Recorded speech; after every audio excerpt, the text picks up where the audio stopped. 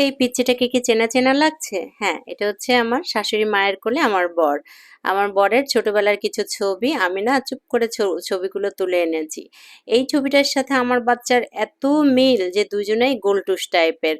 শ্বশুরবাড়িতে যখন গিয়েছিলাম বেড়াইতে হঠাৎ করে শাশুড়ি মা অ্যালবাম ধরিয়ে দিয়েছে এবং আমি দেখতে দেখতে দেখি যে না, খুব যত্ন করে আয়নের বাবার ছবিগুলো তিনি রেখেছেন। আসলে পরিবারের ১ম সন্তান হলে যা হয় আরকি, প্রচণ্ড আদরের সে আমার শাশুড়ি মায়ের কাছে, এটা বোঝাই যায় এবং সেই সময়ে সে যে রাজকীয়ভাবে বড় হয়েছে, প্রত্যেকটা ছবিই কিন্তু তার প্রমাণ এবং আমার মনে হচ্ছে যে আয়নের সাথে আয়নের বাবার অনেক বেশি মিল। দুজনই এত বেশি চুজি এবং এত বেশি স্মার্ট, দেখেন সেই সময়ের ছবিগুলা।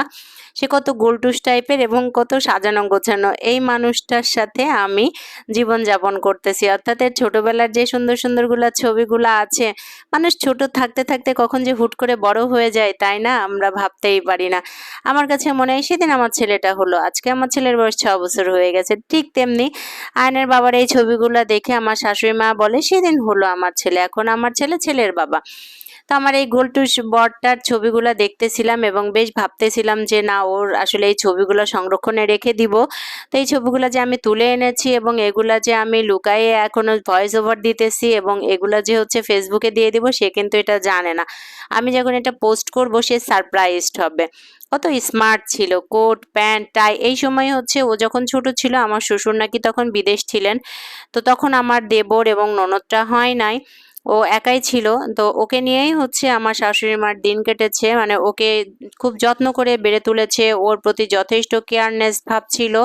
সবকিছু মিলায়ে বড় আদরের হচ্ছে আয়নের বাবা আমার শাশুড়ি মার কাছে। এখনো কিন্তু তার আদর কিছুটা কমে নাই এবং সে যখন আয়ানের এক একটা ছবি, বিভিন্ন সময়ের ছবি পোস্ট করি, তার সাথে করে কি আমার শাশুড়ি মা একদম সিম্পল তার সাথে আরেকটা ছবি ম্যাচ করে আমাদেরকে পাঠিয়ে দেয়, দেখো তো চেনা চেনা লাগছে কিনা।